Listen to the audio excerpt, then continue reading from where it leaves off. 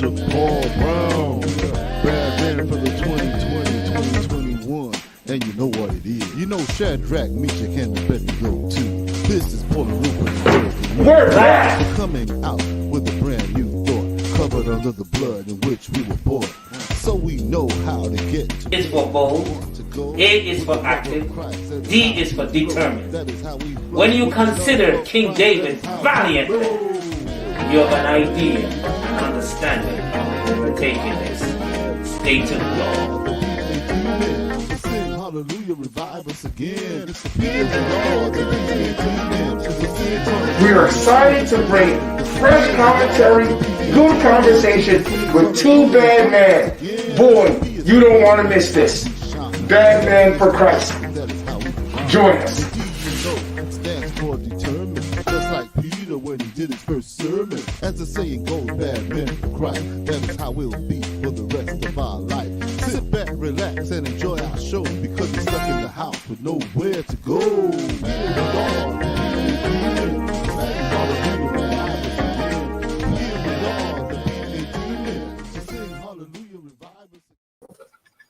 All right. Overseer, how are you doing? I am doing great, Bishop, doing great. Welcome, everybody, to the Bad Man for Christ show. Yes. Bishop, how you doing? I'm doing wonderful, and I just want to second that. Welcome, one and all, to another edition of the Bad Man Show. All right, Overseer, I mentioned that we don't want to talk about the Cowboys starting out. So. We just did. You brought up, so you might as well talk about the big 20-17 win yesterday. Oh, what? Whoa, that was a game. We don't have a defense. I guess we have a defense. I guess we do. Oh my goodness. You know what? Why I shouldn't have mentioned that word, Cowboys. Yes, I should have left that word out. Well, congratulations, Overseer. Yes, yeah. I feel bad for you. You're an Eagle fan. And I know that the Eagles have a tendency to be letting you all down, and they're going to do it again this season. But anyway, it's good to know. It's good to know. Woo! But let's not talk about football. I think, Bishop, there's bigger things than football. I sure is. One of the big things that we want to talk about tonight is, Overseer, when I was coming up, I had some great teachers. I had some wonderful teachers that had skill set, how to control the classroom, how to negotiate changes. And I'm just thinking that in a time of this corona pandemic, they must be going through a lot of changes and challenges. Yeah, I gotta believe so. And even when it comes to administration, I had some great teachers and some great administrators. I'll tell you a story. First of all, I'm not bragging. I was decently known in the school because I was an athlete. And I was also a class clown. And so my sister was there. She was very popular, class president, prom queen, all this stuff. So when I got there, it was like, oh, you're Debbie Johnson's brother. So people got to know me, even teachers and administrators. And one day I was sick. I got real sick. No, I wasn't sick. What I did was I skipped school. But so if you know my parents, they don't do the skip school stuff. So I did what was called senior cut day, where we did it early. And I cut out of school. But when the administrator in the office saw my name on the not in school sick, out for sick, she calls my mom. Wow. To say to me, oh, please tell Rupert that we hope he feels better. And my mom was like, he's at school. I'm like, so the next thing I know, the administrator's daughter who knew me, she got a word out to me that my mom was looking for me and it was her mom's fault. I said, oh my God. So I got in trouble. So yes, I went home that day and got grounded for a week for skipping school. But administrators are important because that's the thing. They care about you, right? They really care about you. And that, teachers, they care. And we had some great, as you said, we had some great teachers who really cared for us. I know you, but you have a teacher story that you can tell when you're teachers, because I know you want to present I'm Paul Brown, really all good and everything guy, but I'm sure there's some trouble in your past.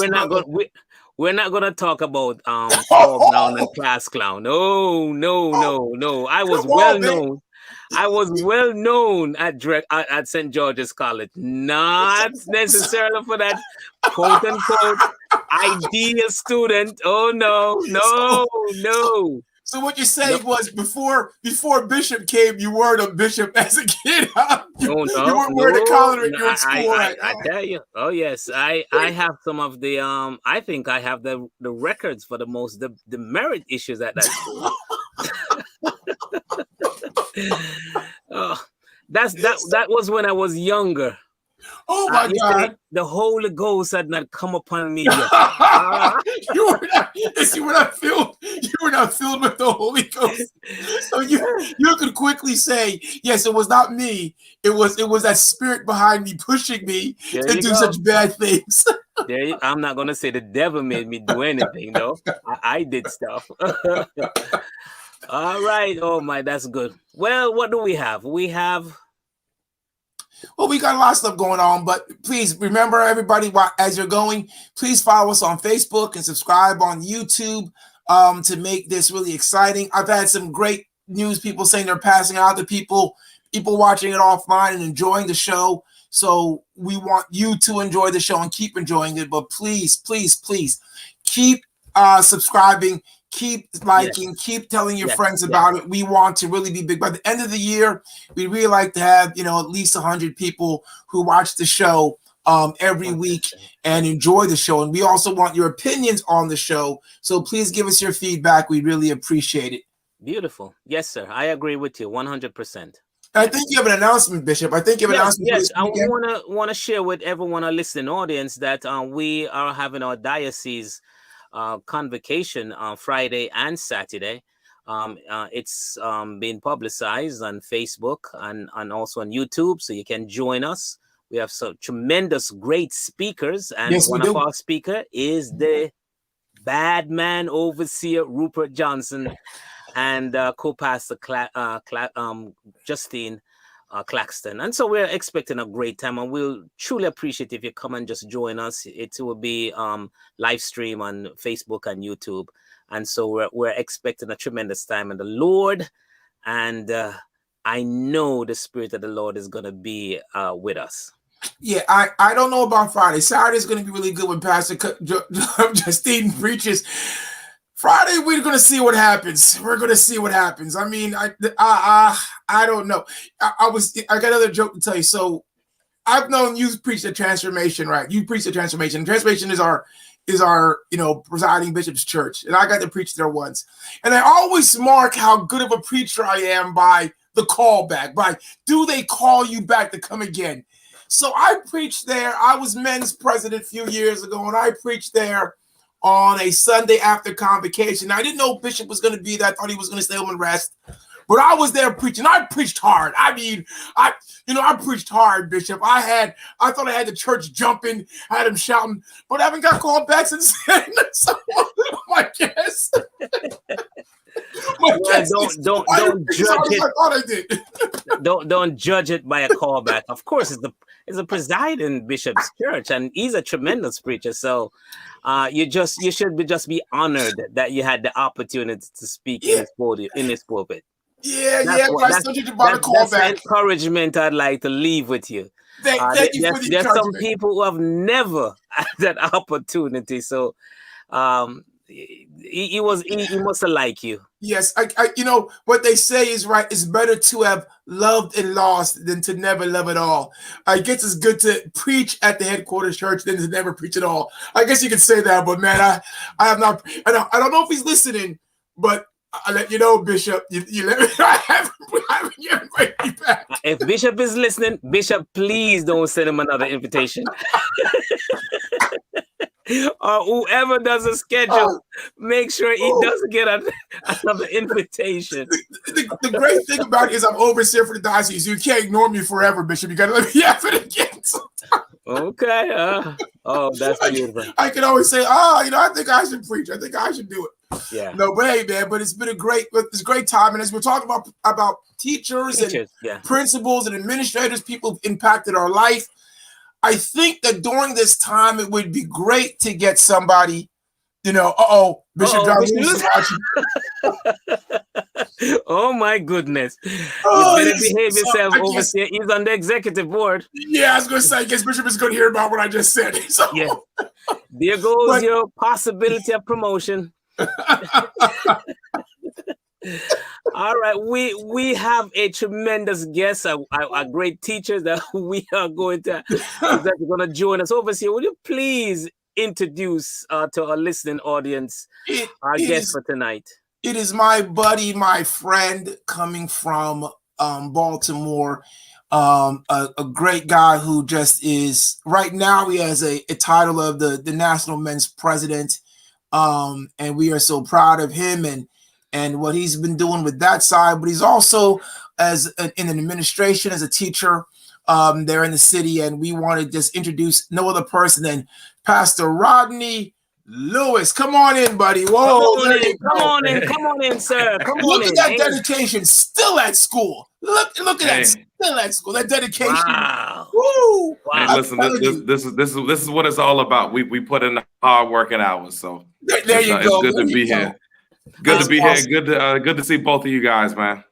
We appreciate you coming on, Pastor Rodney. Pastor Rodney, let me quickly ask. So, share with our listening audience a bit about yourself in the role that you now occupy at the school. Yeah, great. So this is actually the start of my 16th year in education. Yeah, 16 years. Listen, for those who in education, if you make it past 5, that's a blessing right there. Because many people, I tell people, teaching is not for the faint of heart. It definitely can't be something that you like to do. It has to be something that you love to do. Because at the end of the day, like I said, it's not about the pay, but it's about what we can give back to the students and their families. So this is entering my 16th year in education as a teacher leader. So that's on the school side. But aside from that, I'm also a pastor as well. Like I said, new almost installed pastor. I saw Dad is watching as well. Shout out to Mom and Dad. Listen, nobody does it better than my dad, Bishop John Morgan Lewis.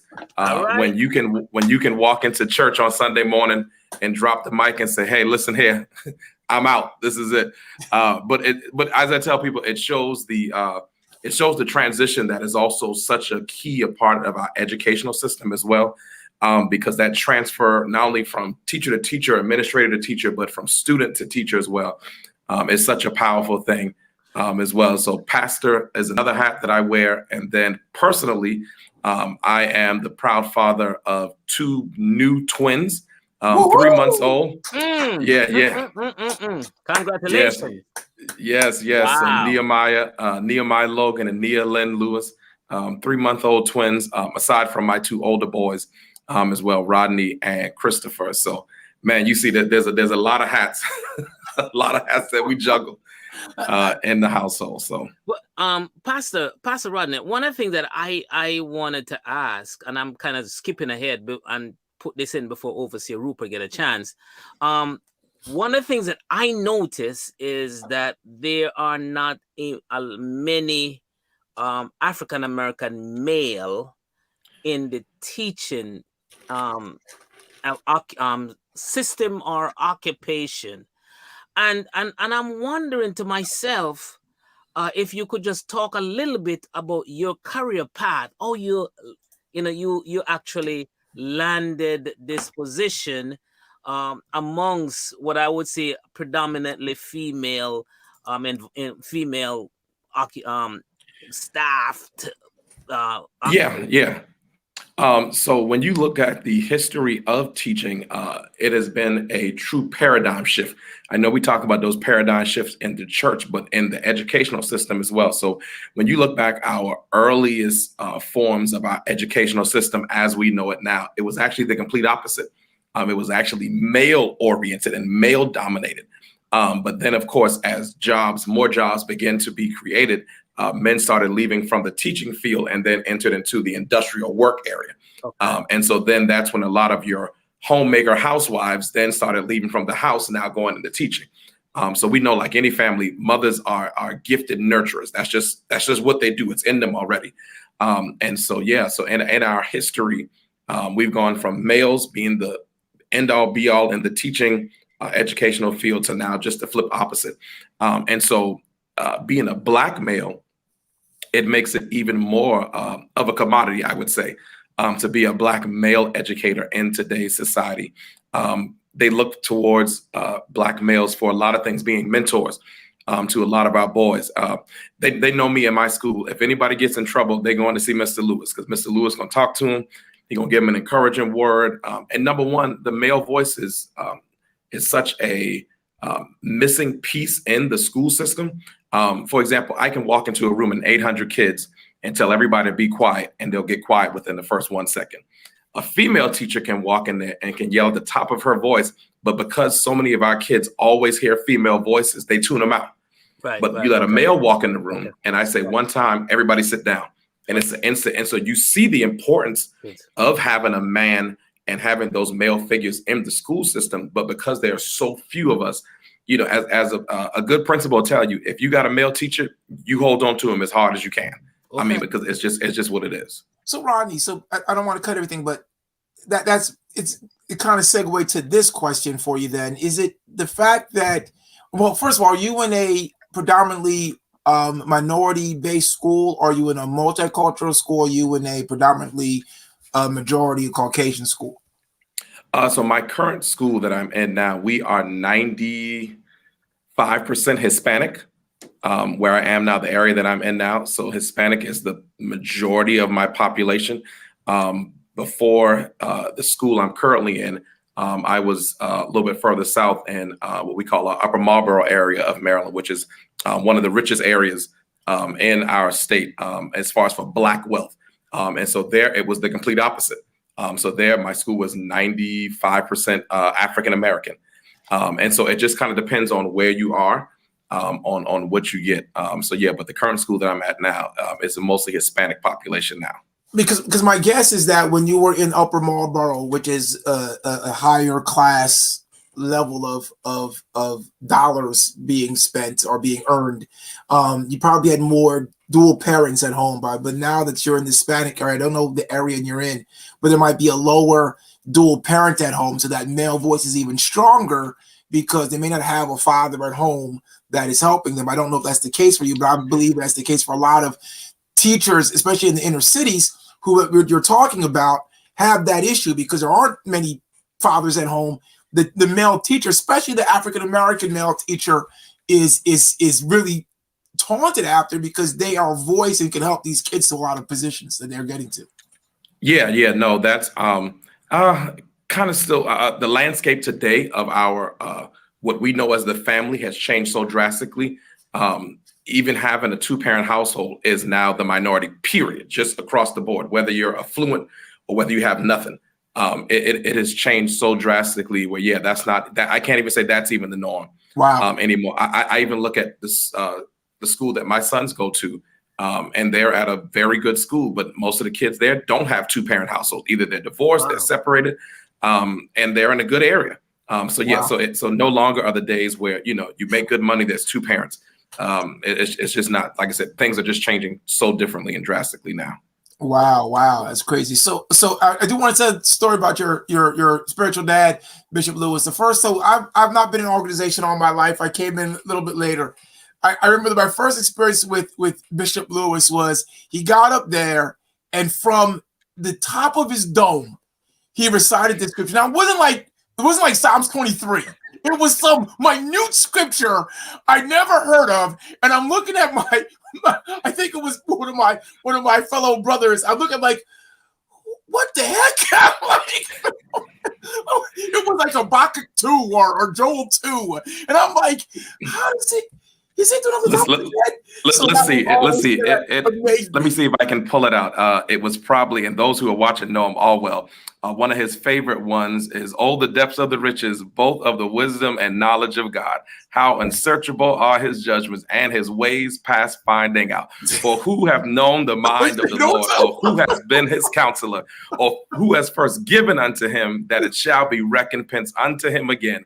For of him, through him, and to him are all things. To him be glory. Listen, if you are from Harvest United, you know that's one of Bishop's favorite. I mean, he can quote them like no other. Listen, we know him. We know him. So that was something. So go ahead, Bishop. No, I was going to transition into some of the challenges that you're now facing with this corona pandemic. And if you could share a little bit with us as to how you are juggling all of this, and what do you learn from not only that you have to navigate this at church, but you also have to do it within the school system. So share with us some of the things that you have learned and any advice that you can give to us, pastors and church leaders, how to move forward. Yeah, let me transition for one moment because I forgot there's somebody's getting ready to come on this side, so I gotta mask up just for a second. But you can still hear me good, right? Yes, we can hear you good. Yeah, right. Okay. Right. So one of the biggest transitions for and I'm in the elementary school setting. One of our biggest transitions that we've had is for our early education students, so second grade down. So when you look at it in this light, our second grade students, the last time they have been in school, they were kindergartners. That's a whole nother ball game for them. Our first grade students have never been in school because they started kindergarten virtual and they did first grade virtual. Our kindergarten students have never been in school. Wow. And so for most of them, the last experience that they've had of anything has been at home. So now you go from a home setting where there's not a lot of structure because mom and dad is having to work. I'm probably over at Uncle Paul's house or over at Uncle Rupert's house for most of the day. And so now you take me out of that situation. Wow. And now you drop me into school where I've never been. I don't know the language because I'm a first generation schooler here in America.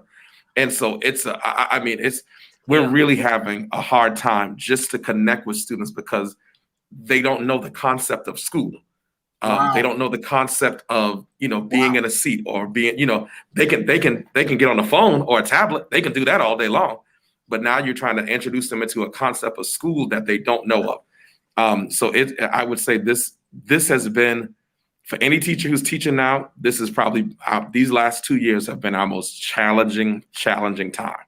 So, but you said this is. I'm glad you mentioned this because it's overseer. This is the first time we have actually heard of this kind of perspective. Yeah, there's a generation that is missing out on the benefits of collectively being in a school setting that is going to carry on all the way into high school, into college, and so forth. And so we may at the end of a totally different perspective from this this new generation. Yeah, I mean, and Pastor Rodney, I think that part of it is not only the fact that these kids have to acclimate, it's the amount of kids, because normally you only got to deal with the kindergartners. They're just coming in, let's acclimate them. But now you have, like you said, you have the first graders and the second graders also. And then on top of that, you might have a language barrier, right? Because they may only speak Spanish for the most part, or because you said you're 98% Latino, so they may or they speak very little English, and that's got to be something that you've got to also maybe deal with. Right. Yeah, and I mean, and really it continues to go up. So I look at my oldest son, for example, who's in 7th grade now. This is his first time now in middle school. So he'd never experienced what middle school is because his 6th grade year was virtual. Right. Well, 7th grade is in the middle. So he really now only has another year in middle school. So he will really miss out on some of that experience that he would have gotten as a middle school. You look at the same thing as a high school. If before the pandemic, I was an 8th grader, I've done 2 years of high school at home. Mm-hmm. I don't know what high school is about. Right. I haven't been there. So, I mean, and you just continue to see it as you go further and further up the scale. I mean, it's really, and the thing about it is some students have thrived tremendously. I heard one parent put it best. She, at one of our board meetings, she said, I hope the school never opens back up. She said, because when my son is in school, she said, he wants to be popular. He wants to be the thug around everybody. She said, but when he's home, he getting his work done.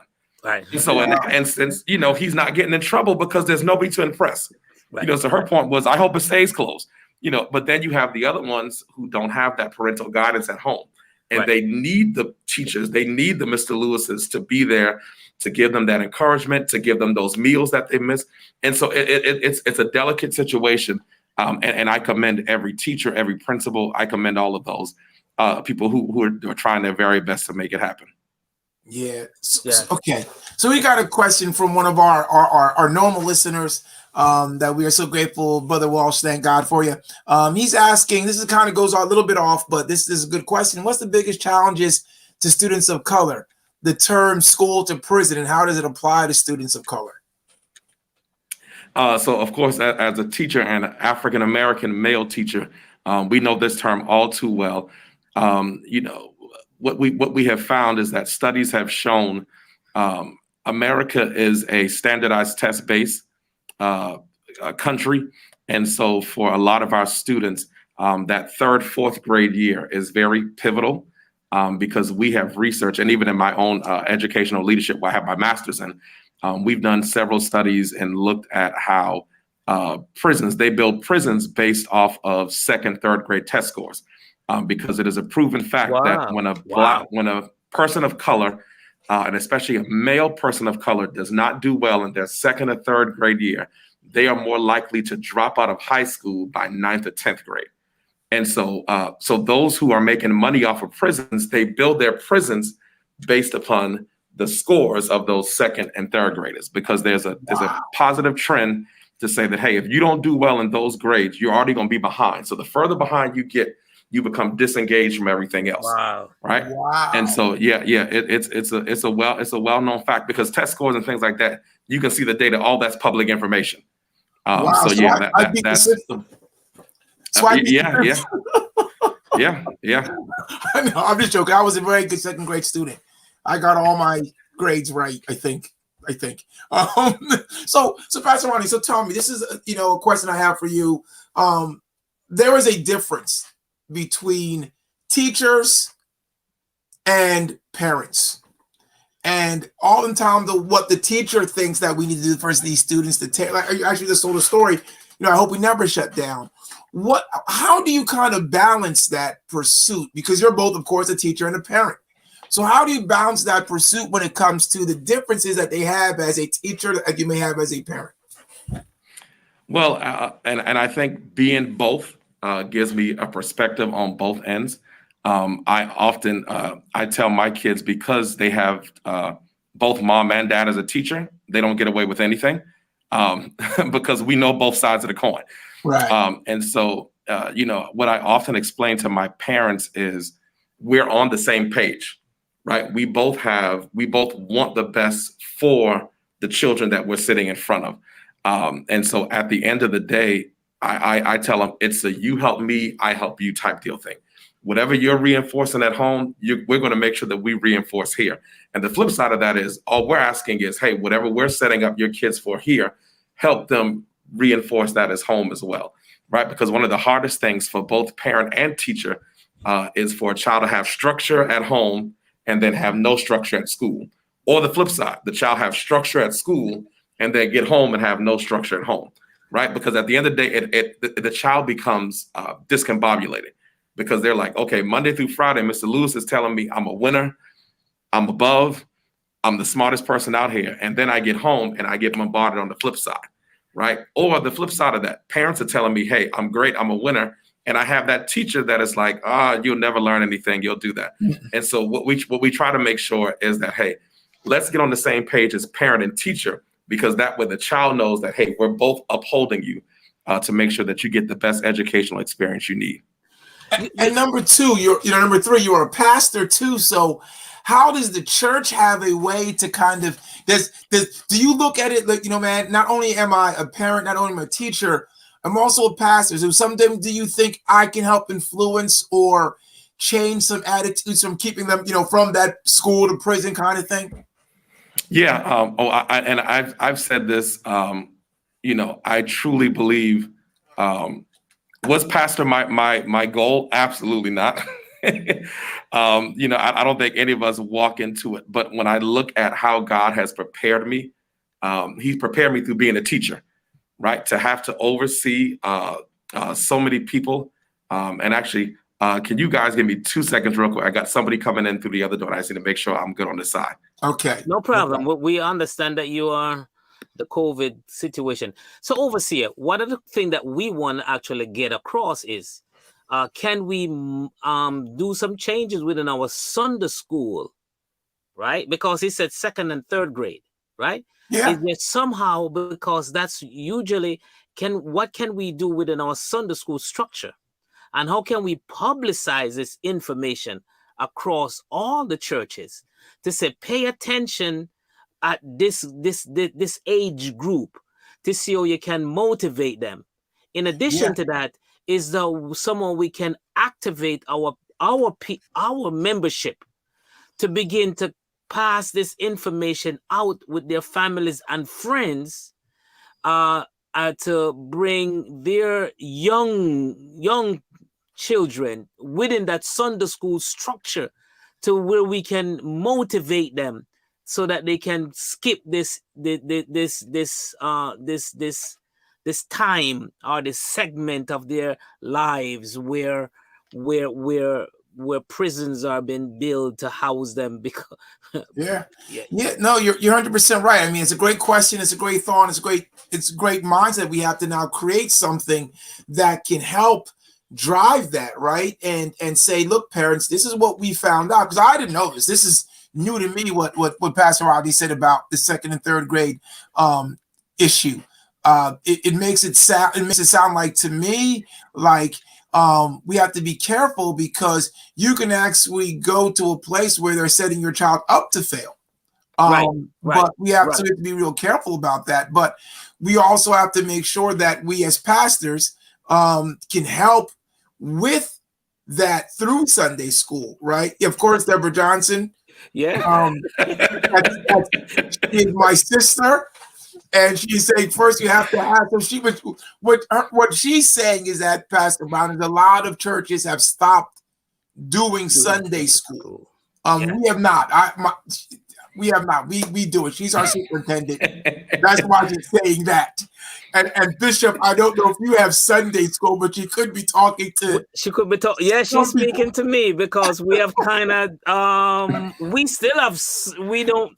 The pandemic has caused us to be. Yeah. We have never stopped. But having heard what Pastor Rodney said, I'm gonna really get on the ball with this, because this is very important, because we can see firsthand within Sunday school whether or not they're where this can actually occur to one of our young people. So you know what? Let me give you a perfect example, and I know Mom is watching. Hey, Mom, Co-Pastor Ernestine, what we did during the early beginning of the pandemic, we called it CBS, Children's Bible School. And so every Saturday, we had a curriculum together. It was on Zoom. And of course, her being a retired educator, she used that time to see where the gaps were in our kids, right? So we're still talking Bible, but she's looking at it from the educator's hat. So she's looking at how they're reading their sentences. Are they missing words? Are they skipping words? And so she's connecting with these kids to now tell parents, hey, Paul, I need you to look at your son, Rupert, because he's missing some of these words that he shouldn't be missing at this age. Now, I know we're talking about Bible stuff, but I'm listening to him, and you know what? Let's start working together to see if we can help build his reading vocabulary so that when he goes back to school, he's not embarrassed in front of people he don't know, right? Because he sees us every Sunday at church. So when I correct him and say, hey, Rupert, you missed that word. Try that one more time. He's not embarrassed, because this is Pastor Rodney. He's going to help me out with my word. But if he gets in front of Mr. Lewis and misses a word, now he thinks Mr. Lewis is trying to joke him, right? Because now all of my homeboys in the back are now laughing at me. And so now I'm going to become disengaged from everything. And so, yes, whether it's Sunday school or whether it's just talking with kids, just saying, hey, let's, I like to, at my church period, I've started using the translation of the Bible. It's the easy to read Bible, right? Because the words are very basic and anybody can read them. And I do that so that our children can read along with us. Because, sometimes, you get into the King James, the kids are lost. And so, looking from that's why I said, I truly believe God has placed the pastorate in me because of my teaching style, right? So I love to be able to break things down because kids have to understand. If the child doesn't understand it, you could be the greatest teacher in the world. But if you don't understand that 1 + 1 is 2, I don't care how many ways you do. If it's not in the simplistic form for him, he's not going to get it. And so I think as far as the church is concerned, it's still teaching that Bible, but it's teaching it in a way that's helping our kids academically with what they need. Don't guess. It's great to have the King James Version, but if my child can't read on the kindergarten level, King James is not going to help him.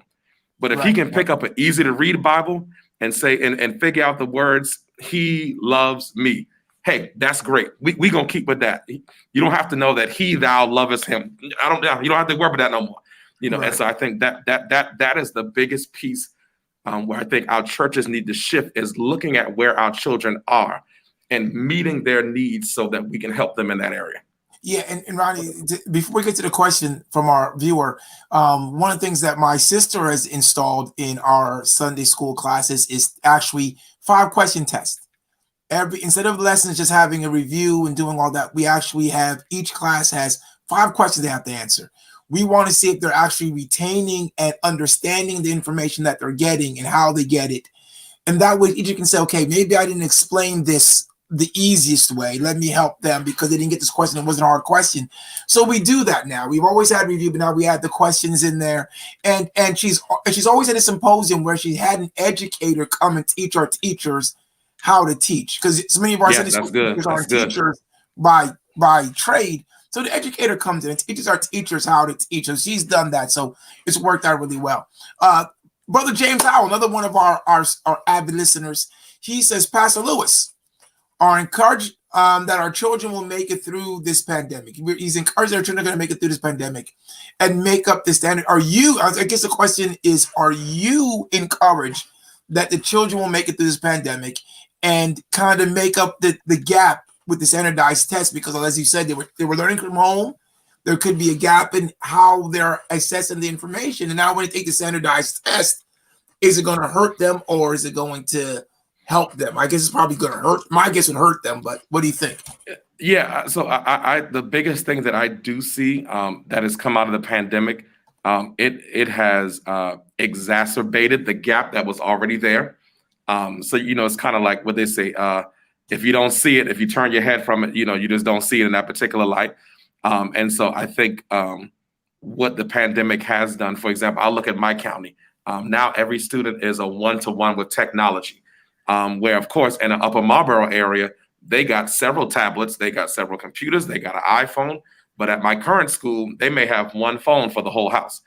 And so what the pandemic has done, it has forced our society to make sure that everybody really has an equal opportunity, because that wasn't the case before. If you were in an affluent area and your parents had a PTA that raised $2 million a year, you had the best things in life. Right. But if you're in an area like mine where you don't have a PTA because your parents are working 4 jobs and they just can't come to a PTA meeting, why should those kids be penalized and don't get the same opportunity as somebody else? So that I would say that's one thing that's really been pushed is now, the gap. Is it closed? No, but I think we're getting closer to that point. Well, Pastor Rodden, we're running close on time, but I would like for you to take a minute. You have your mask on. Walk us through the process. What's going on? Why is it on? What is the background requirements so that folks may have an understanding, of the adjustment that you're making, willing to make. Nobody had to come in to tell you to put it on. So just kind of walk us through a little bit of that. Yeah. So one of the things, of course, everything as far as education comes down from our U.S. Department of Education, which is the national level. Then it comes down to the state. Then it comes down to the local level. And so, everybody has their different guidelines that we have. And so for us in the state of Maryland, masks are required indoors, period. And so, like I said, we talked about those challenges. If I'm at home, I don't have a mask, right? And so for a lot of these kids who have been home for the last 1.5 years, 2 years, they've not had to wear a mask. So now you're taking and putting me into a place where I have to wear a mask all day long. But so for us, anywhere indoors, you must wear a mask. And that has been mandated, for anybody who is inside of the building. Like I said, we're still doing the 3 feet apart. So we're trying to separate kids as much as possible. Of course, they're not building new schools. So, with the space that you have, we're trying to do that. Some of our students, however, are still virtual as well, because some parents are just not at that point where they're ready to send their kids back. And so, it's the class sizes are down some because of that. But of course, we know that's not going to last forever. So, we're doing the best that we can.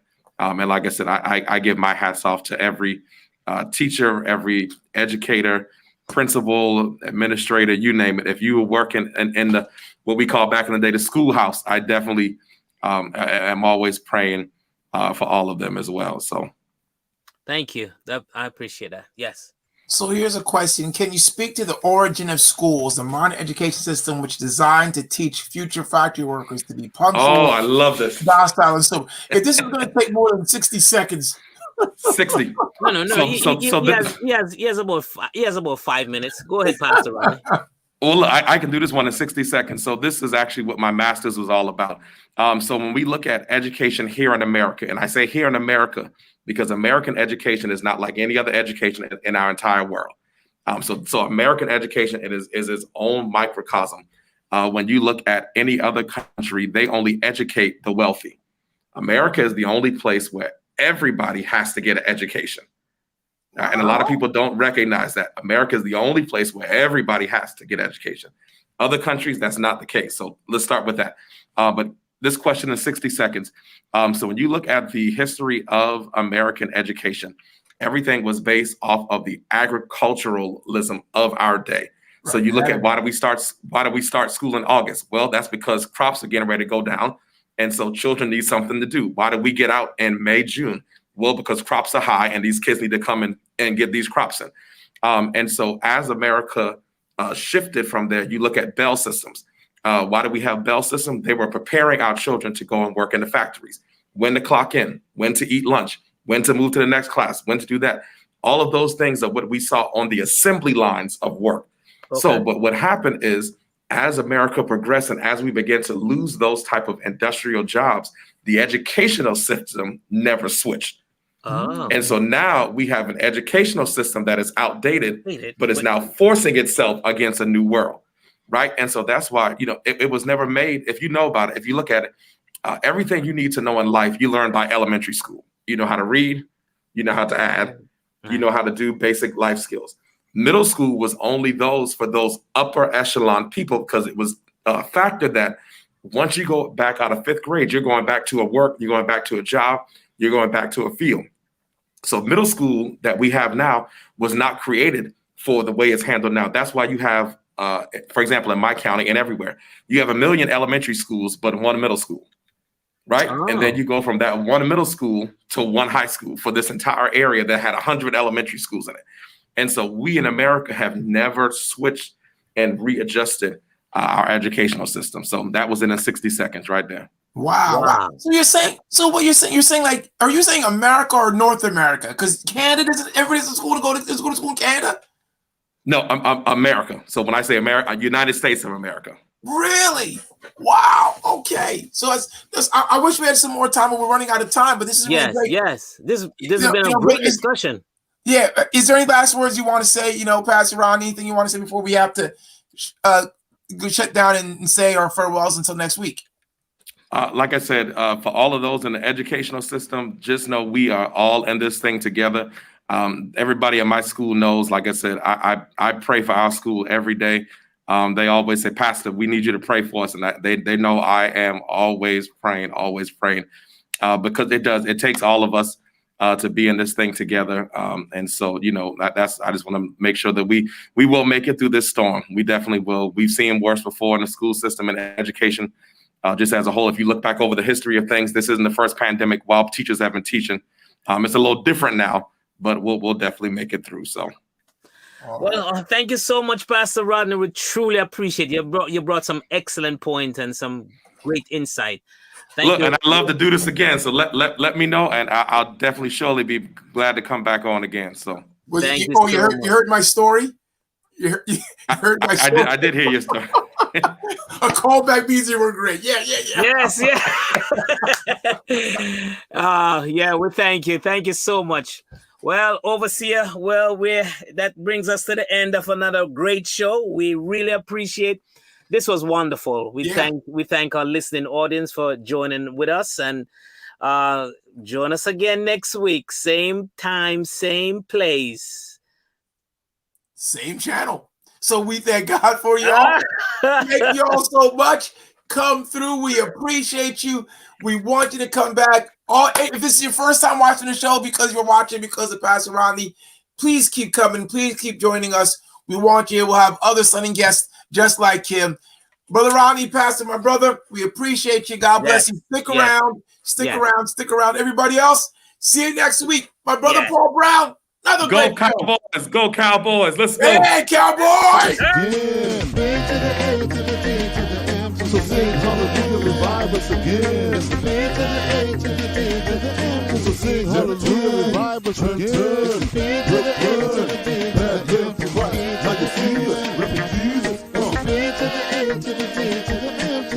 To the end. We out.